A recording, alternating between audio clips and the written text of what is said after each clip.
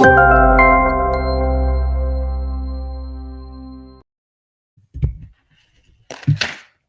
right, welcome to Green Card Guys TV. I realized my mic wasn't on a second ago. So how are y'all doing? Welcome to the show. Today we're going to talk about immigration news, of course, weekly roundup, because there's always something going on pretty much every day. And this does include immigration reform. Now, a lot of people are talking about what is, the alternate plans, plan A, B, C. Some people have asked commented on our channel and say, what is plan B? In my opinion, what just happened through the budget reconciliation was plan B, because plan A was, of course, trying to get the Citizenship Act to be passed back in early January 2021. And of course, Democrats, any party doesn't want to say, oh, we're now to plan D, for example. So in my opinion, we're on plan C. Okay, so plan A was trying to get 60 votes. That clearly was not possible at the time. Who knows? Maybe that could change. Plan B was through the budget reconciliation with that proposal. Plan C apparently is several items. Okay, several items. So that's really plan C through F, it sounds like. And we'll see how it goes, right? Because ultimately, hey, as immigration lawyers, we want to help you in the community get legal status, right? So of course, inherently, if Congress is able to pass something where it can help more people, that's great. But if you watched my episode on Tuesday, if you haven't, we'll post a link later, but check it out, because we talk more about Senator Alex Padilla. He's right up in there with immigration reform, helping also Senator Melendez out of New Jersey. But I want to share with you, if you have any questions, please drop it as a comment. I'll try to answer them towards the end of the show. And of course, we do have a free 15-minute preliminary discussion, basically a consultation that we offer to you, friends, for watching on YouTube or Facebook. But you need to provide the secret code, and we'll offer that at the end. Now, let me see if I can share my screen here. I want to share with you what I'm talking about Alex Padilla, okay? He has proposed a Senate bill with Senator Rand Paul. And if you might know already, Senator Rand Paul is a Republican. Ding, ding, ding. So it'd be great to have a bipartisan pathway, because everything you hear about is basically partisan, okay? It's only been a one-way street. So if there any way to try to get some kind of 60 votes minimum, then it has to be bipartisan, right? We need at least 10 Republicans. All right, that's the goal. So here it is. Goes in more detail, but we can click on the link. But I kind of want to give you an idea about what it is. It helps dreamers. It's focused on dreamers. Okay, unfortunately, it does not cover essential workers. And I mentioned in my previous video, you should check it out, from Tuesday, but really talks about why, in my opinion, why I think it's only for dreamers here is because it needs to get introduced. It needs to pass the first level to get in to the House floor or the Senate floor, for example. So far, it's been blocked. Every proposal has been blocked. And that's because it includes too many people, right? 8 million to 11 million people, depending on the proposal. I'm not saying, in my opinion, that's too many, but in Republicans' opinion, that's what's going on. So I just want to show you here. It also covers people. It's also to help. It's called America's Children's Act. It's all to help people who age out because of H4 or L2. Because, for example, maybe you're maybe here on H1B and you have an H4 for your children. And at the time, your children are under 18. Right? But when they get older and they get cross 18, they become older, or after when they turn 21, they're going to age out. They can't use H4 L2 anymore. So that's an example why this bill also would include them, not just dreamers. Okay. So this is kind of under the radar. I don't think other lawyers on YouTube are talking about this. They're talking about the registry and other things like that. But there's several other proposals in plan. We're going to share that more in detail on a separate episode, just because there's so many, because there's some actually proposed by Republicans and Democrats together. Okay, friends, let me take this off the screen. Alrighty. Let me see what questions I can answer here. You want to know? Okay, Shelly, you want to know if Dream will get pathway to citizenship and can add spouse at the same time. Ooh. Now they haven't mentioned anything about adding spouse to the program. I haven't seen that. That would be great. And time as well, I think is your question. Time as well. They haven't mentioned that specifically. I don't know exactly what you mean by time as well. Maybe when I think you mean maybe when you have to have entered America. But every proposal in general, when they mention when you have to have been entered America, was before January 1st, 2021. Now, of course, as you can imagine, I mentioned this several times in different episodes. If it does need Republican votes, they probably will not agree to January 1st, 2021 cutoff date. Okay. Hi, Sima. Nice to see you.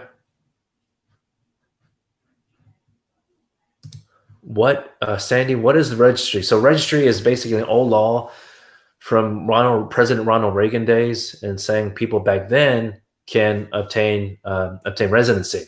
Now, I don't know what the legal aspect or in terms of politicians, how that process will play out. Some people say it doesn't require congressional action. I find that hard to believe, but I need to do more research on that so I can provide that answer, okay, in more detail. But I think that's less likely, because at the end of the day, that likely will not cover that many people or to help that many people either. Good morning, Sima.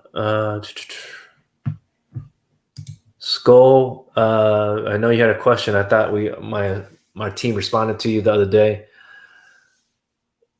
Will they ask for, if you take the medical exam this month and send it to the consulate in October, will they ask for the COVID-19 vaccine at the airport?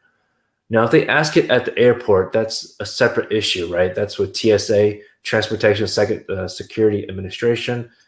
I don't recall. Oh, you're talking about because you're going to provide your visa package, your envelope. So I don't really. That's a good question, because on the CDC, that did change.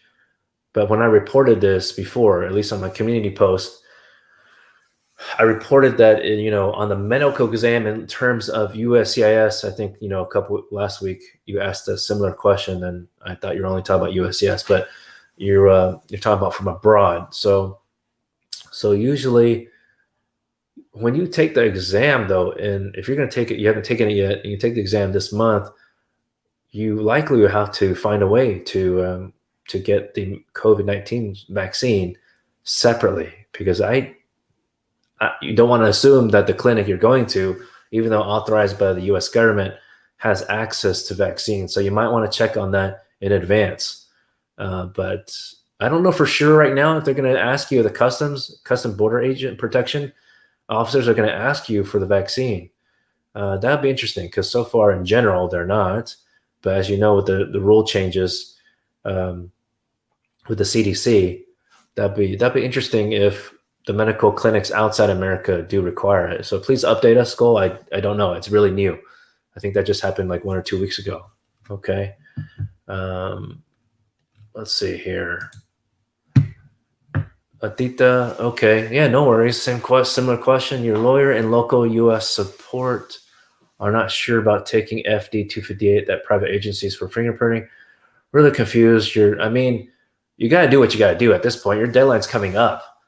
I don't know what your alternative is, because if you're, I don't remember if you're abroad or your family member, I think it's your derivative, maybe your children or something. If the U.S., I remember under President Trump, unfortunately, shut down some of the USCIS support offices. Okay, I know I'm not your lawyer, you have your own, but look, if that just don't have an answer for you, you should at least go to a private agency. I know when you asked me this about a month ago initially, I think I remember telling you that we had just asked the client to go through private agency, because what is the alternative? There really is none, unfortunately. So especially when someone is abroad, there's many options, of course, when someone's here in the U.S. But hopefully that helps give you some kind of solution, but that's what I would do. Because there is no alternative, in my opinion, unless you have something. And yeah, I just don't know. Unless you live maybe the consulate offices, but I know depending on the country, some consulate offices could be closed, right? So hopefully, hopefully that helps solve your situation. Okay. Why? How likely is it to pass the registry? I don't know all the mechanics of that process. But if it's similar to the process, if it requires similar action, like how we need 60 votes, I don't see how that could pass. I don't see how that could pass at all. Because what again, in my previous mentioning earlier of the proposal by Senator Alex Padilla and Senator Rand Paul, that's his name, right? Rand Paul, yeah, out of Kentucky. I get his name confused when people have a last name as a first name. Okay, so anyways, the bipartisan pathway is the way to go. I know. Y'all hear a lot of news about budget reconciliation, but bipartisan pathway, we need to get the bill proposal, even though it may not include everyone. It needs to get onto the Senate floor and the House floor to get started for debate. Because then after that, politicians can change provisions after that. Okay. We call that amendment. They can pass amendments. They can deny them or vote against amendments. You need to get on the House floor because I've been talking a lot. All politicians have been talking a lot, okay? But they haven't gotten anything done ultimately, unfortunately. Friends, we do offer free 15 minutes preliminary discussion to see if we can point you in the right direction for your case. We'll share the secret code at the end of the show. These shows usually last about 30 minutes, but of course, if client calls, I got to get off. But of course, drop in the comments if you have any questions. Meantime, and friends, if you're new to our channel, thank you for watching. Please subscribe down below so you get all the notifications and click the bell so you get all the notifications for the future videos. We do share tips. It's been a while for sharing specific videos on tips. We're going to get back on the boat on that one. If you've been following our channel, watching our videos, you might know I have a newborn, almost 3 months old. So we're going to get rolling. We're getting back on schedule here, friends. And if you enjoy our content, the way we share information, please smash the like button. Give us a like. Give us a love on Instagram as well. Appreciate it. All right, back to school. Consulate asked you for tax returns of petitioner, but petitioner is retired and receives Social Security, $8,000 a year. Okay. Will the Form 1099 SSA be sufficient? He doesn't pay tax. Well, yeah, because he's not earning income. So he or she is not earning income. So yes, I would provide that at least 1099. It's proof of some kind of funds. I'm assuming, Skull, you already have a joint sponsor, a co-sponsor. So similar documentation, need proof of income currently, like a W-2 or 1099, and also does most recent tax return. So I suppose 2021 tax return. Okay, but your joint sponsor also needs to, it sounds like you probably already did this, but joint sponsor also needs to provide a 864 form. Okay, the letters could be different after, but the general form from co-sponsor 864. Okay, if it's a household member, then I believe it's 864A. Okay, so consult with your attorney about that for verification. Your other question, you took the medical exam yesterday and doctor didn't mention anything about COVID-19 vaccine on a vaccination list. Okay, well, that's good to know. But unfortunately, some doctors are out of date. Okay, so I don't think we have your email, Skull, but if you click, so friends, this is actually a good opportunity to mention to you. Friends, if you just have a general question and you're watching the video later, or you just don't have time to ask a question right now, we do have an intake form down below. Just answer a few questions, and it'll go through our system, and our cares team will contact you within 24 hours of a business day. So if you're calling on a Saturday, we do have receptionists on the weekends for some hours, but that's not 24/7, unfortunately. So if you reach our answering service, apologize. Please fill out the form down below, and we'll contact you within 24 hours of business day. Okay, it starts with greencardguys.com. Is a new website, by the way. Mahesh, nice to see you. Hi, sir. Can you guess or predict what date we'll take for a registry date for Plan B? Oh, I'm sorry. I'm not going to guess. I don't want to mislead you. I don't want to mislead you. Look, if they said like, okay, um, before January 1st, 2021, that'd probably be great for everyone. But as you can see already, that's not going to work, right? Because Elizabeth McDonough, I think I'm really probably pronouncing her name wrong. But anyway, if you watched my episode from before on Tuesday, I gave the explanation why, and I'm sure you watch other lawyers on YouTube. The explanation essentially is because if, let's say, 8 million people or even just 1 million people benefit from this green card pathway, you're gonna be able to access benefits, right? So Medicaid, um, CHIP, things like of that nature, federal benefits, right?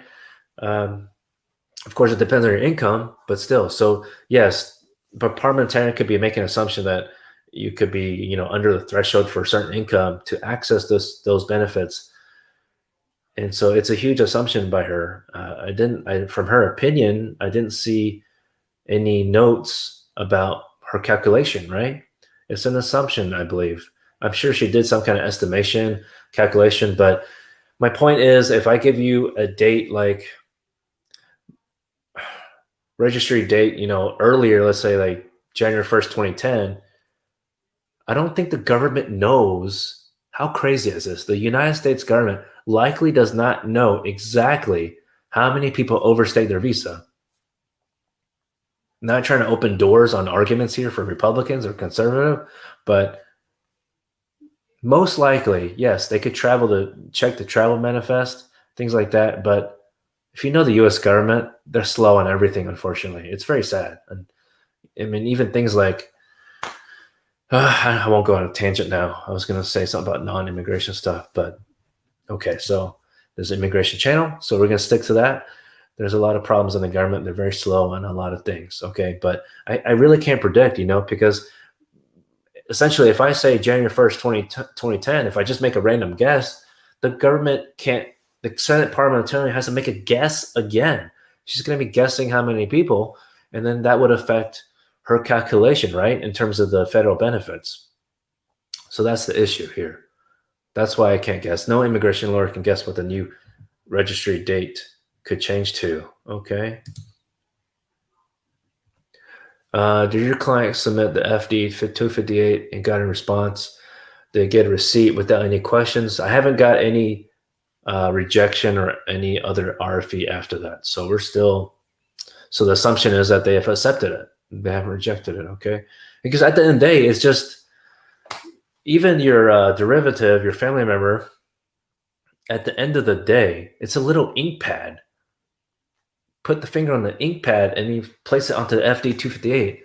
So, I mean, I don't even think you have to go through a private agency, but I guess for some kind of certification purpose, you could go through there, provide the receipt and the mailing and get it done. But it's near the end of September's, and you're October 11th, and you're assuming, mailing it from international, you got to get it done today, Aditya, okay? Don't wait any longer. I mean, that's really the only solution. You're welcome. Good luck to you, okay? Good luck to your family. Will the immigration reform proposal still be part of the budget reconciliation proposed by Democrat? Yes, absolutely. It still will be, because, and here's why, friends. Let me see if I can share my screen again. Okay. It also somewhere here talks about, in addition to aging out, dreamers, it should also, maybe it's not this one. Okay, but there is another portion about the recapturing the employment visas. I know a lot of y'all, especially China and India, are waiting a long time for the, okay, here it is. All right. I'm going to share this other screen. Are waiting for your employment EB visa, your green card, okay? Here it is. And, okay. Let me enlarge that one. Let me enlarge this one. Oh, just a little crack in my voice. Okay, you should be able to see it better. Okay, so other immigration provisions. She didn't mention other provisions at all. She only focused on the permanent pathway, okay, and including those that are at risk of deportation. But okay, there's also talking about as you know, the U.S. limits a number of employment-based green cards, and also, of course, family-based green cards annually, by fiscal year, and of course, forcing people from India and China waiting a much longer time. Okay, so they're gonna somehow include that again, friends, and recapture those green cards that were not used in previous years. Again, that is how ridiculous the government is. People assume that the government has offered all green cards from the allocation every fiscal year, but that's not true. It's ridiculous. Why are they not processing it faster? Okay, they should. Instead of it processing at the time of conclusion, then it should be processing at the time of filing, if anything. Okay. Let's see here. I got a couple other questions. Okay, that was the one I just answered. Is there any way Haitians who are in Mexico can apply for asylum while they're there? Huh. Well, from what I understand, I don't practice asylum anymore. I did in the past, but we have other attorneys to help with that. But because from what I understand, with the Remain in Mexico program, you still have to present yourself at the U.S.-Mexico border and tell them that you have fear of returning to your country. Okay, and I feel for all the Haitians because the president, of course, was assassinated in this political upheaval, and so a lot going on over there in Haiti. Because the other way to apply, yeah, I mean, is the 589, but I've never heard of someone applying for the 589 while being in a different country, right? You have the common thing is that you have to cross the border first and then apply for asylum, because you have to apply for asylum within 1 year of your entry date. Okay. By the way, friends, I just had a consultation earlier, strategy session with with members of the community like yourself, and the question was, can you apply for asylum, the 589 form, after the 1 year? In some circumstances, if you believe that the threat of your life, persecution, is valid now, or not, I'm gonna say valid, presents itself now, but not like at the time you first entered America, then you should apply for asylum. But you really need to consult with an immigration attorney about that process, right? That's very important. But in general, I am always hesitant for people to apply for asylum if you're not already in the immigration system. For example, so if you're already, been detained or been caught at the border, for example, and you have a case in immigration court, then absolutely, if you feel that you have some kind of claim for asylum or threat of your life from your country of nationality, then you need to apply for the 589 through court. You need to also, there's so many rules about it, but apply it through court and also file it to USCIS as well as a defensive application if you have a case in court. Okay. Again, I don't like to provide. If you need legal advice, you need to consult with an immigration attorney one-on-one and not through YouTube. But we're happy, of course, to point you in the right direction. So hopefully they gave you some idea, friends, if you're watching us after the live show. Okay, friends. So I don't see any more questions for now, but I do want to share with you a couple of different kinds of cases we help with. Okay. I want to share some success stories. If you're tired of waiting for a decision on your case and it's been 2+ years, let's say you already had the 485 interview for a marriage interview, and you haven't received a decision yet, it's time to file a lawsuit. Okay. Or you had your asylum interview, or you haven't received a decision, or you didn't have your asylum interview, and it's been more than 3 years, maybe even closer to 5 years, plus 5+ years, and you haven't had an interview, it's important to sue the government to ask for the interview. Okay. You're not asking them to make a decision in favor of you or against you. You're just asking them to schedule you for an interview. We also help people who are abroad and still waiting for an interview because of the COVID-19, the lockdowns, whatever the reason the government has. They just blame it on COVID, of course. But if you've been waiting a long time, a lot of our clients have petition filed for, let's say, fiance or I-130 petition in early 2020 and late and any time in 2019, and you're still waiting, you need to talk to an immigration attorney that handles what we call mandamus lawsuits. Okay, friends? That's called mandamus lawsuit. We have more information about it on our website, greencardguys.com. Thank you for waiting patiently. So the success story on that. Employment, we had a client who filed for employment-based 485, had the interview, not one, not twice, but 3 times. Can you believe it? 3 times within a span of 2 years. And that's not the only issue. He filed that application 5 years ago.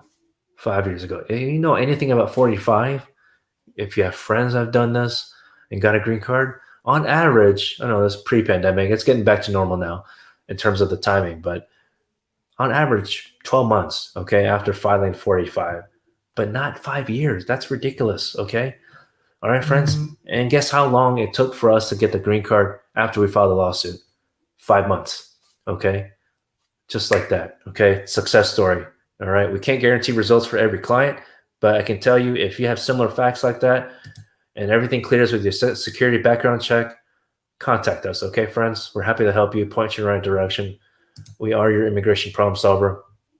And here, friends, here is the secret code, okay? If you'd like to take advantage of the free 15 minutes to point you in the right direction, or maybe we can even help you with the case. We accept limited cases depending on the facts of your situation. So we're here to help you, okay? Point you in the right direction. Give us a call, text us. Give us share the code if you text us. I know sometimes you're at work, so you can't give us a call, so that's fine. But if you're abroad and you can't call us directly, then you welcome to use WhatsApp. Okay, we have access to that. All right. One last question here. How long does it take for fiance visa? That's kind of a big question because I don't know if you're at the petition part, the NVC part, or travel docs part, where you're giving more evidence about like financial sponsorship, and then the actual waiting after you do all that, and then waiting for the visa interview. I can't answer the last 2 phases because that's really just up in the air due to the pandemic. But the first part, on average, we've had petitions I-129 F approved in 3 months, 3 to 5 months, I would say on average. But again, friends, I can't guarantee for you, okay? So I don't know what stage you're at, but hopefully that gives you an idea.